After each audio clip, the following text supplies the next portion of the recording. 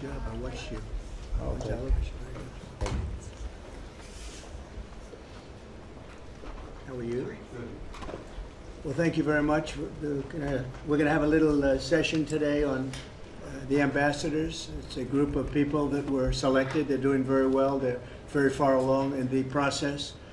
And they're going to each introduce themselves and talk about the country that they're going to. They might say a little bit about themselves also, because people are very interested in that. We're also going to sign right now some executive orders, and Will, if you would come forward? Yes, sir. I'll start thinking about signing them, right? A few things for you today, sir. First, we have a pardon for Devin Archer. Devin Archer was a former business partner of the Biden family.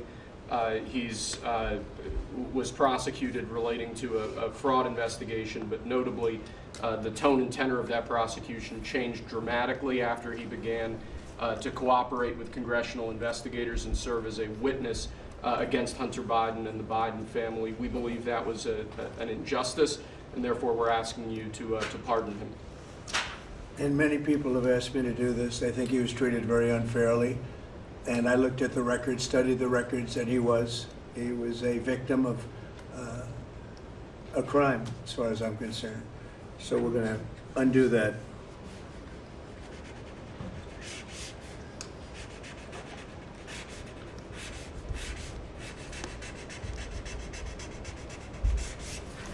All right. That's Devin Archer. Congratulations, Devin. Next, sir, we have a presidential memorandum for your attention. This memorandum requires the immediate declassification of all FBI files relating to the Crossfire Hurricane investigation. This was obviously one of the instances of the weaponization of law enforcement powers of prosecution against you and others. We believe that it's long past time for the American people to have a full and complete understanding of what exactly is in those files.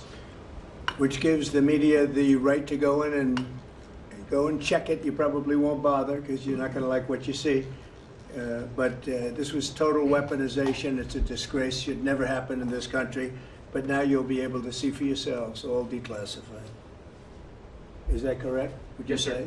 All declassified? Yes, sir. Everything? The FBI file with there's a classified annex, but other than that, this will put everything in the public eye. Is anybody going to look? Huh? What about you? You going to look?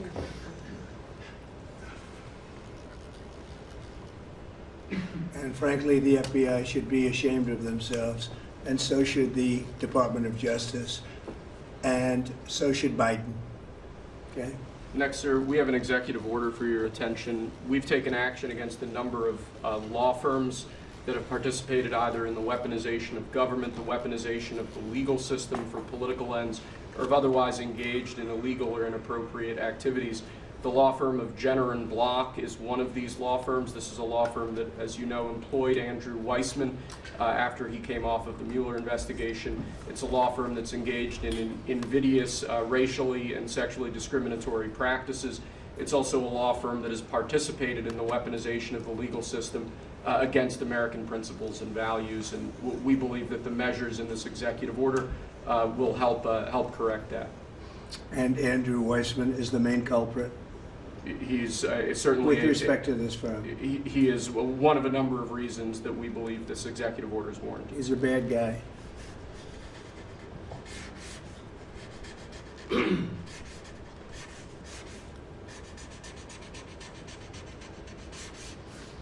Okay.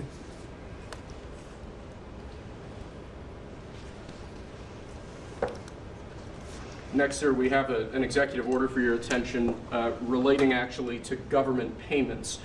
Historically, checks issued by the Treasury are, I believe, 14 times more likely to become the subject of fraud than electronic transfer payments. This is an executive order that's going to push the Treasury Department to modernize its payment system to ensure that where possible they're using electronic methods of payment as opposed to paper checks in order to reduce waste, fraud, and abuse in the government, which is obviously an endeavor that we've been pursuing in numerous aspects of government under your leadership. It's basically modernization of equipment and methods, and it's something that Really, I think he's going to be a great Secretary of the Treasury, wanted, Scott. And so we're doing this, and we have other modernization programs going on. We could let somebody else, whoever's next, whoever that may be, do it, but it's something that should have been done 25, 30 years ago.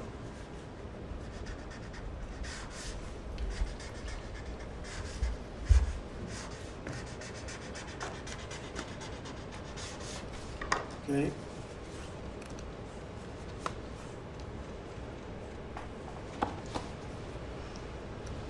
Along similar lines, sir, this is an executive order.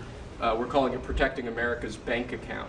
The basic idea here is that instead of having lots of different departments and agencies and offices issuing payment, often without justification, often without any provided rationale, we're going to be centraling payment processes where possible in the Department of the Treasury and ensuring that measures are taken in Treasury against waste, fraud, and abuse to ensure that money that's leaving the public Treasury is as protected as it possibly can be. All right, good.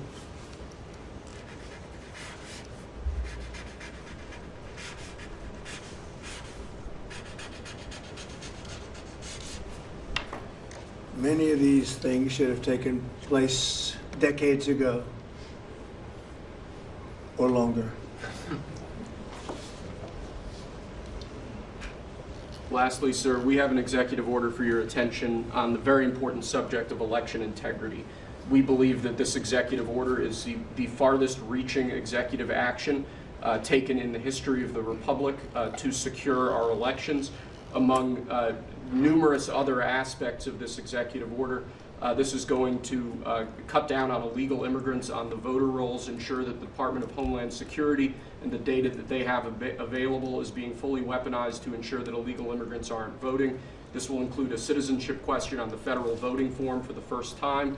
This executive order instructs the EAC to cut federal funding to states that don't take reasonable steps to secure their election. This calls on the Department of Justice to vigorously prosecute election crimes, particularly in states that we don't believe are in compliance with federal law around election integrity. I could go on and on for a while, sir, but compliance with National Election Day rules, cracking down and investigating and prosecuting foreign interference in our elections, revoking President Biden's Executive Order 14019, which essentially weaponized government to corrupt and pollute our election process. There's a lot in here, but we believe that these are very important steps that we need to be taking as an administration at your direction to ensure that our elections are as secure as they possibly can be. Okay, you all understand that? Yes. Election fraud, you've heard the term. Will end it, hopefully. At least this will go a long way toward ending it. There are other steps that we will be taking in the coming weeks, and we think we'll be able to end up getting fair elections. Perhaps some people think I shouldn't be complaining because we won in a landslide, but we got to straighten out our election. This country is so sick because of the election, the fake elections and the bad elections, and we're going to straighten it out one way or the other.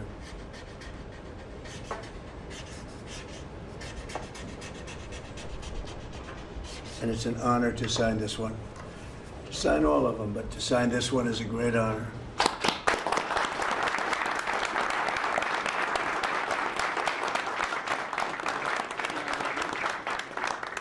Thank you very much. Sorry, sir.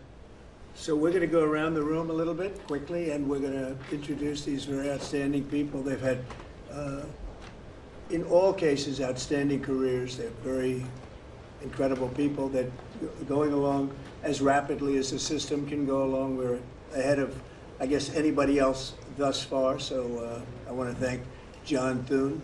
He's done a very good job, and the whole Senate.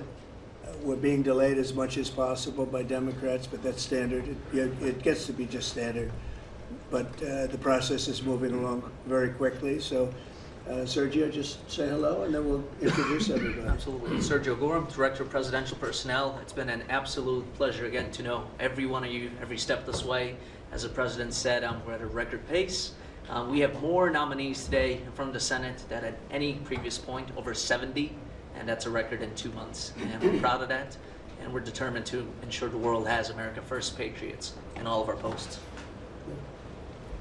Charles Kushner. I'm going to France and Monaco, and proud to serve under the greatest president of our country. Very proud to serve. Thank you. Thank you, Chair.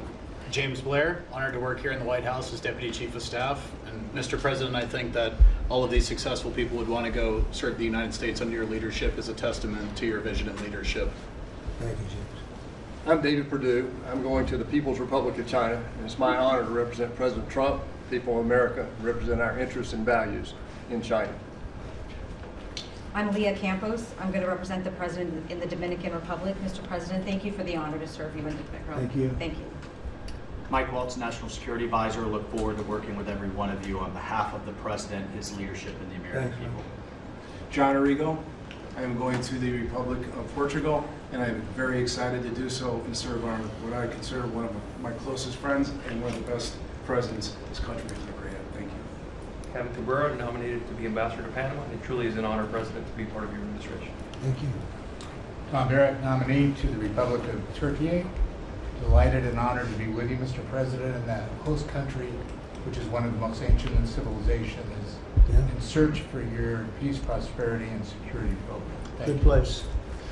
Good Mr. place. President. Good leader, too. Yeah, Mr. President, thank you. It's an honor. I'm Pete Hookster, you know that. Yeah. But I am going to Canada. Oh. I look forward to serving you in Canada in your agenda. And you're doing a great job. Thanks, Pete. Juan Johnson, sir, thank you for the nomination to represent you and the United States to the United Mexican States. And I'm really encouraged by some of the conversations you've had with President Sheinbaum recently and to the increase in support that we've seen out of her government along our border on the important issues. So thank you, sir. They have stepped it up a lot, Yes, sir. Mexico and Canada, so see how it works, right? Yes, sir. Thanks. Matt Whitaker from Des Moines, Iowa. I'm proud to, as soon as I'm confirmed, go represent you at the North Atlantic Treaty Organization. Okay, thank you, man. George Glass, on my way to Japan. Previous administration, I served for you in Portugal. It is a great honor to be able to do this a second time. Thank you very for much. the opportunity. Thank you, George. President Trump, my name is Ken Howry. I'm your nominee to be ambassador to the Kingdom of Denmark, a very close partner and ally. I served for you last time for the Kingdom of Sweden. I want to thank you for the faith you've placed in me as your nominee to Denmark. Thank you. Thank you very much. President Trump, thank you for the honor of a lifetime. My name is Stacy Feinberg, and hopefully I'll have the honor of serving in Luxembourg. And I think this is the greatest presidency and the greatest time in history, and it's all because of you. Thank you very much. Nicole McGraw, nominated to serve in Croatia, and it's such an honor to be here with you today and to serve you and the American people. Thank you. Thank you very much. President Trump, thank you very much for your nomination to the Republic of Chile. And let me tell you, Border Patrol agents are so thankful for everything that you've done for them. But That man knows more about the border than anybody, I want to tell you. Thank you. President, it's a great honor. Thank you very Thanks. much. Good Good luck. afternoon, Mr. President. Brian Birch. If I'm confirmed, I'll be representing you at the Holy See. And Catholics are very proud of your work. Your team is doing an excellent job, so thank you. Very honored to serve. Thank you very much. Mr. President, thank you again for the honor, the greatest privilege. My name is Summer Sparkus. I will serve this great man at the Republic of Malta. Thank you, sir. Thank you, Mr. President. Joe Popolo from Dallas, Texas. Very proud to serve you at the Kingdom of the Netherlands, the very first country to recognize the United States 250 years ago. Thank you. Thank you. Mr. President, if I'm confirmed, I will be representing you in the state of Israel. It will be an extraordinary honor, and you've done more for Israel than any president in any time of its history, and we are grateful. And I'm hoping I'll get to be there by Passover. Thank you, Mike. And Mike is an outstanding guy. They all are. Mike, I think he's going to do wonders for Israel. He actually probably gets along with both sides, and that'll be interesting to see. But the world is watching you, Mike, so good luck. Good luck. You're going to do well. Thank you very much. Mr. President, thank you for this great honor to serve the Republic of Italy and San Marino. I'm so looking forward to going over there and working with that great ally, and for the pleasure to serve you. Your staff has been great working with us and have done a great job, and we really appreciate them. Thank you, sir, for pushing this along. Have a good time. A really good time. I'm Warren Stevens from Little Rock, Arkansas, and I have the honor to represent the President and the United States in Great Britain and Northern Ireland, and to be chosen to go to such an important ally of ours is, I know, sir, and I'm looking forward to it, but thank you for the honor. You're going to do fantastically. These are tremendously successful people, and you two guys, and then you add on Mike. I think they have a little more money than Mike, but he's got some other advantages.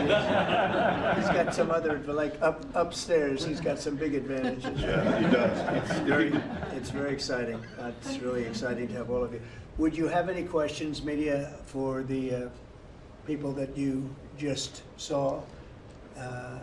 So outstanding, and I thought it would be nice to bring them before you. And so if you have any questions, please. I wanted to ask you about the talks in Saudi Arabia.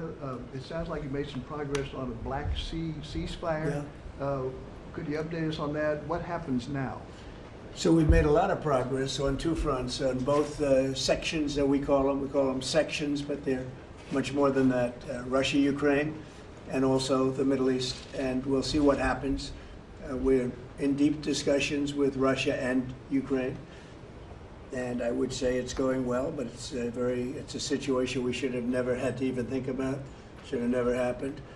And on the Middle East, that's been going on for a lot of years, centuries and centuries. It just keeps going, and we are making a lot of progress, so that's all I can report. But some very, very big talks are going, and detailed talks are going on right now on both fronts.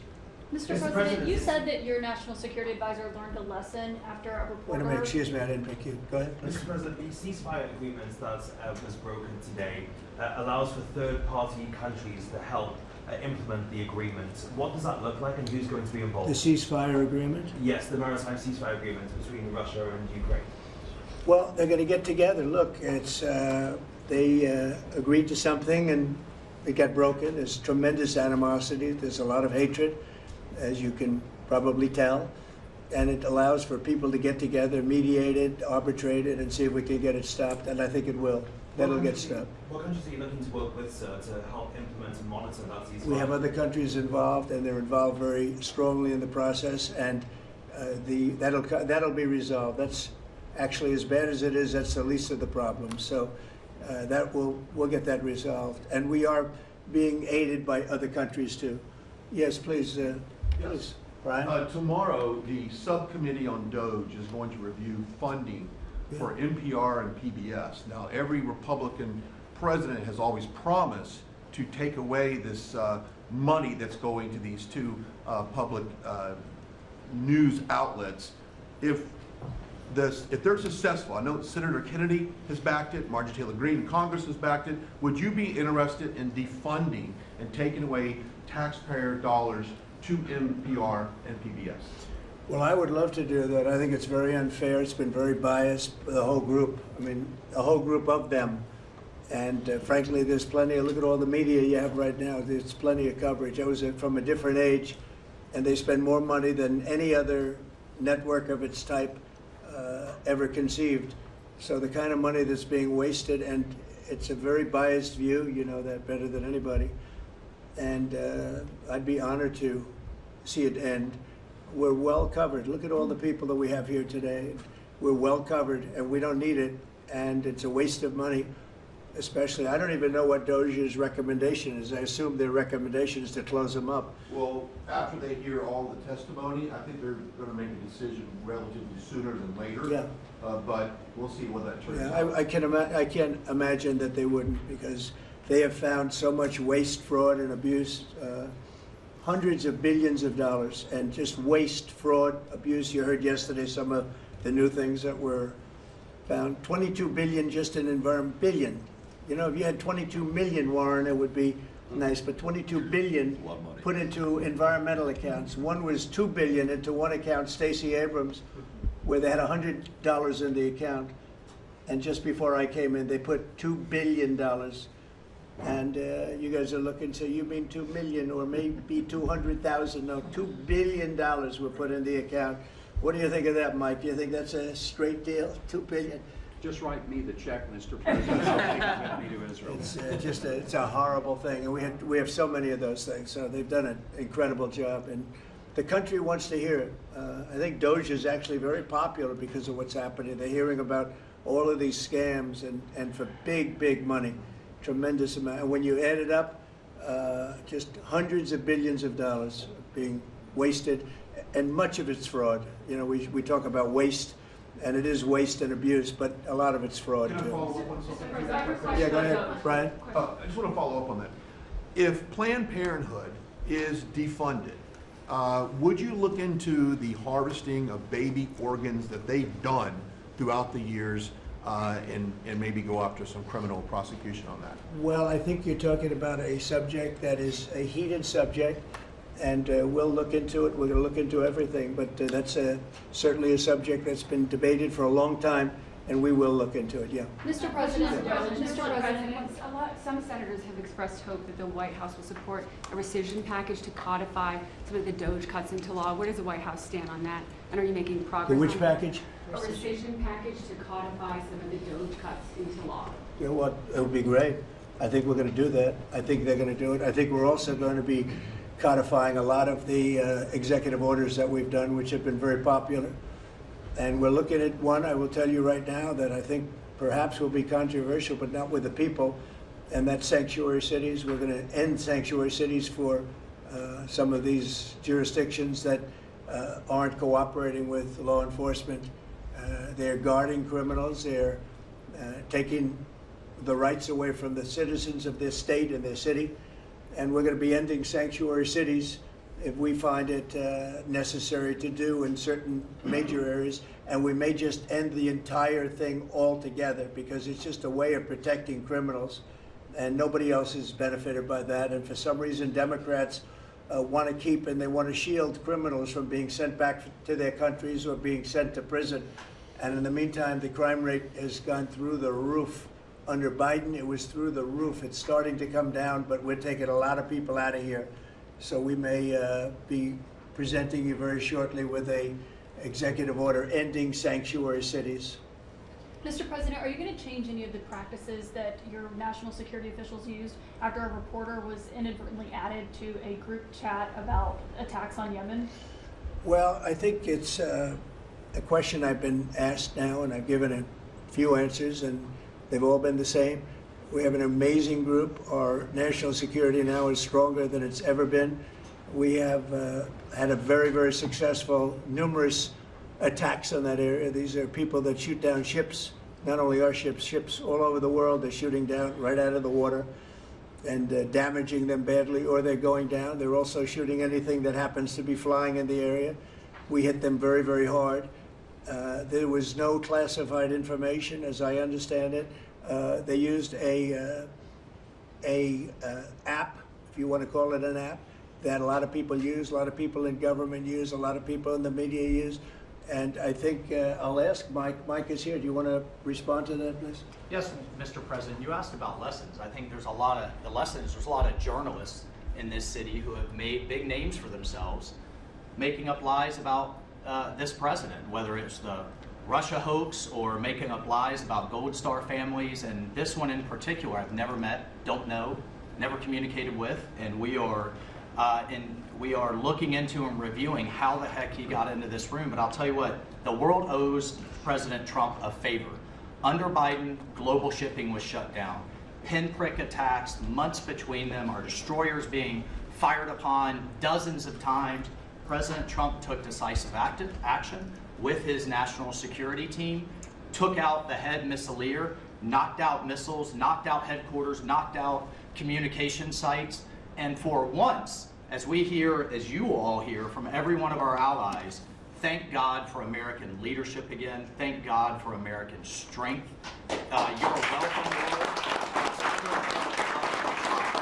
And look, we had a national security team that was coordinating these efforts. As Director Radcliffe testified today, his first day on the job, he was introduced to this app on his government systems at the CIA and at the State Department and otherwise. So, look, this journalist, Mr. President, wants the world talking about more hoaxes and this kind of nonsense rather than the freedom that you're enabling. And a key part of our sovereignty is open sea lanes and knocking the crap out of terrorists, which is exactly what your team and Pete Hegseth, a good friend and fellow veteran, is leading the charge on, and it's an honor. We had a very successful, excuse me, we had a very successful evening, and we've had numerous successful evenings and days in that area. The Houthis are absolutely on the run. The worst of them has been killed.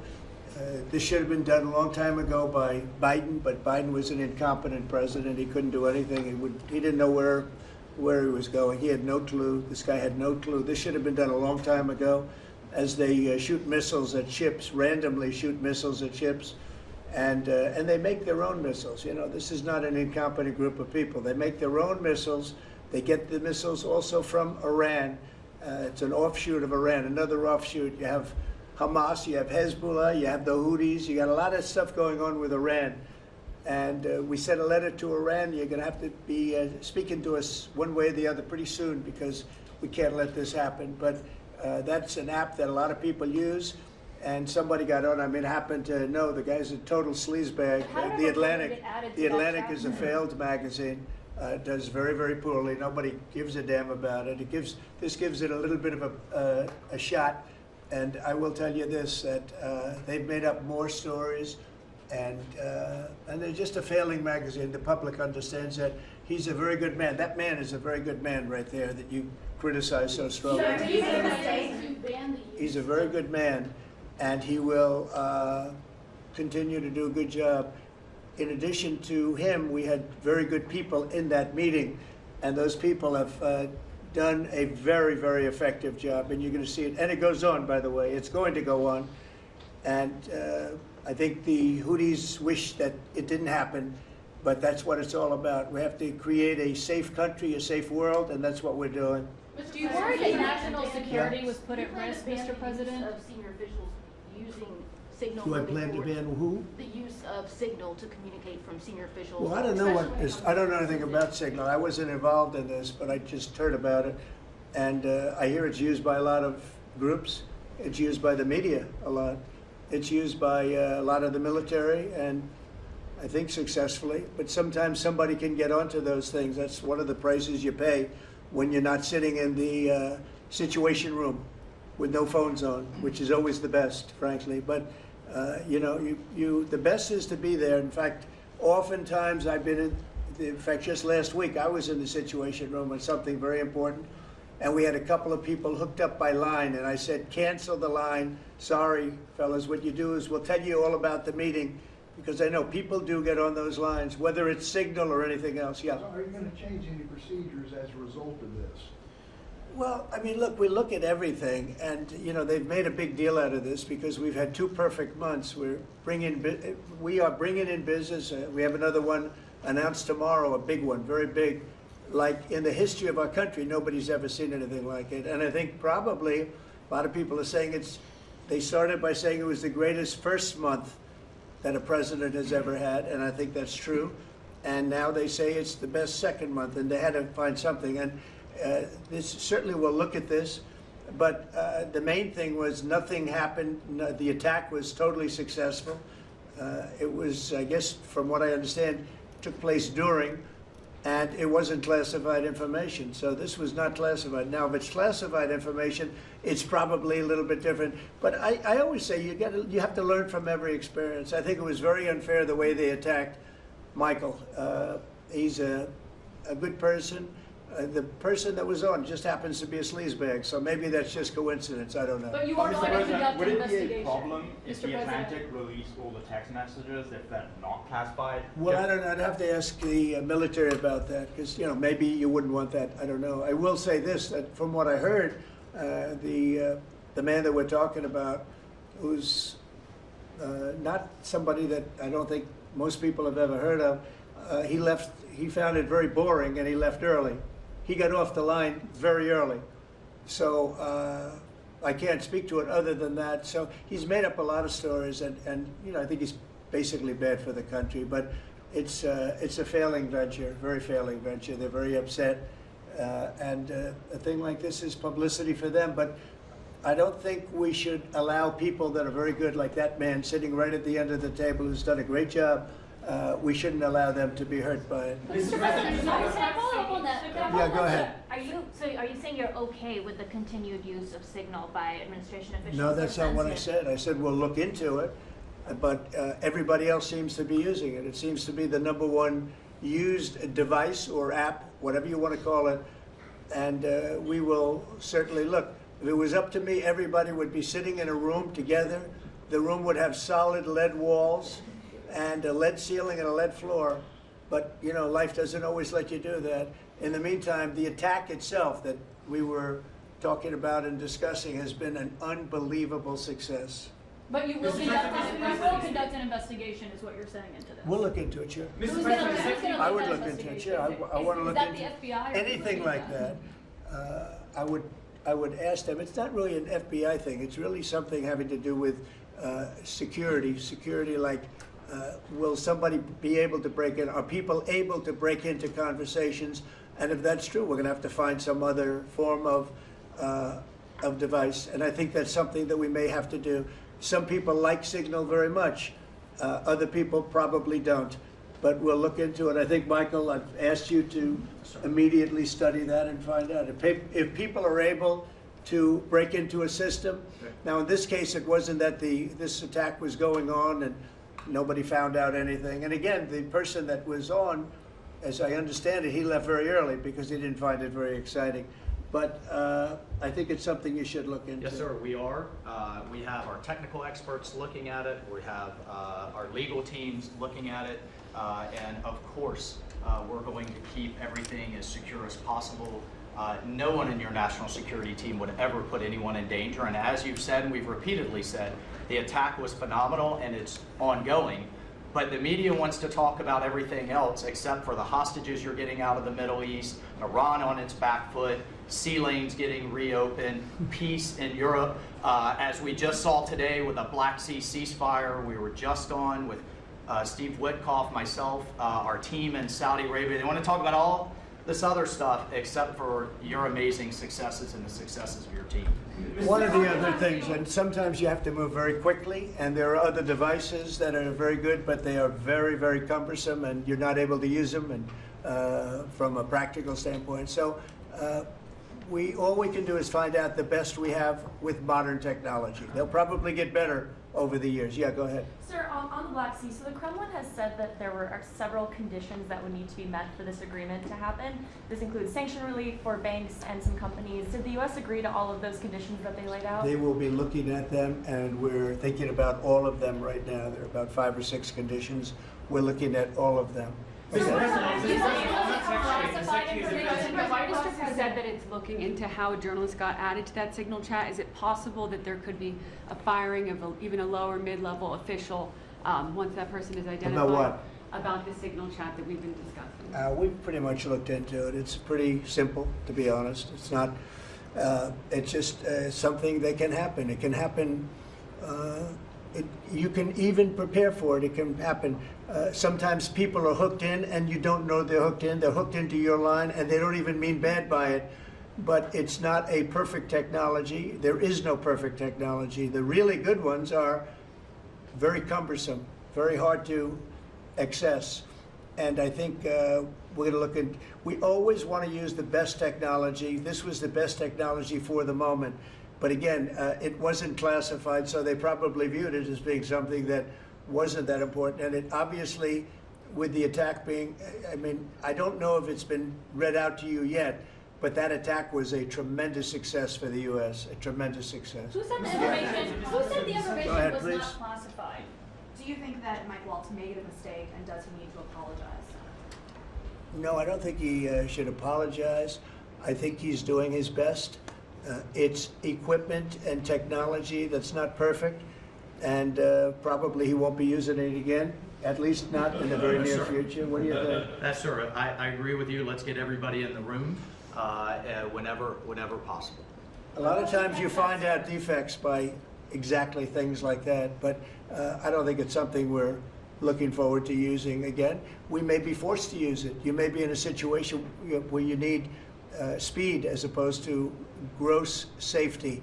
And you may be forced to use it, but generally speaking, I think we probably won't be using it very much. The Secretary of Defense, on that train, the Secretary of Defense, Pete Hegseth, and J.D. Vance, the Vice President, said that the Europeans were freeloading. Do you agree with that assessment? Do you really want me to answer? Yes, sir. Yeah, I think they've been freeloading. The European Union's been absolutely terrible to us on trade, terrible. And as you know, NATO, I got them to pay hundreds of billions of dollars. They were way behind. And if you look if you look at Ukraine, so we're in for $350 billion because of Biden. Should have never happened, this war. All these dead people should not be dead. All these broken cities that are demolished down to the ground, those gorgeous towers, the most beautiful in the world, the most beautiful spires in the world. The spires in Ukraine were said to be the most beautiful of all. Just about every one of them is lying on its side in a million pieces. It's so sad to see what's happened to a heritage. No, I think that when they say the European Union and you could say NATO also. Look, NATO, and I don't blame NATO for this. I don't blame Europe for this. I blame Biden for the fact that he didn't make them equalize. And to this day, I said to him, you got to catch up, you got to equalize. But why are they in for $100 billion and we're in for possibly $350 billion? It shouldn't be. It shouldn't be.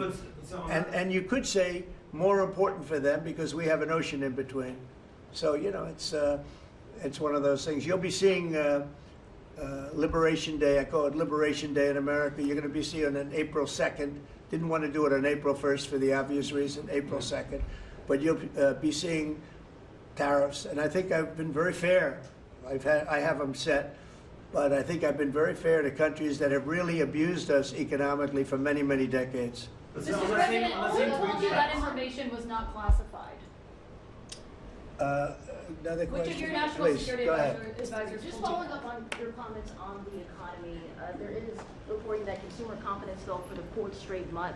What is your message to Americans who are concerned about? Well, I know terrorism? this, that for the first time in like 50 years, right track, wrong track, we're on the right track.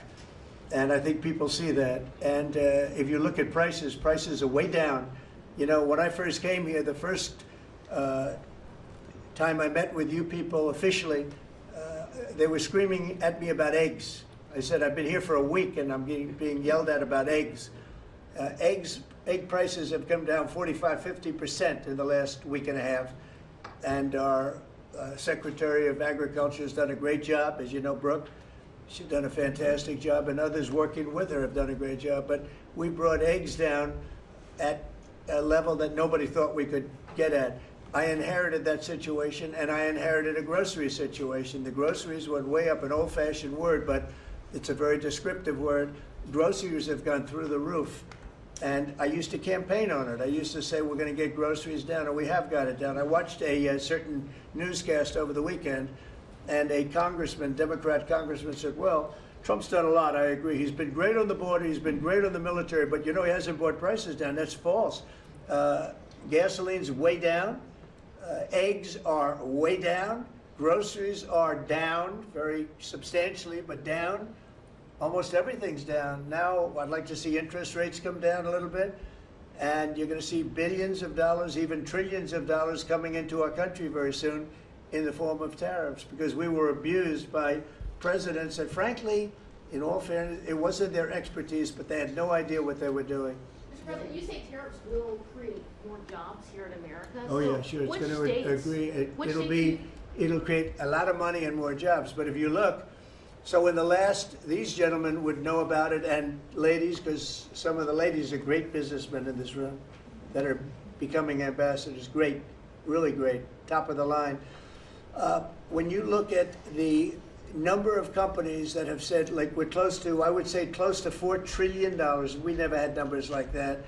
The #1 chip maker in the world from Taiwan coming in with $200 billion. We have Apple. Look at Apple. $500 billion. $500 billion. They're going to build plants all over the United States. They were all being built in China. You have many, many companies, and maybe above all, you have the car companies coming in at levels that nobody's ever seen before. We have Honda is opening up one of the biggest plants in the world in Indiana, and many car companies are coming in.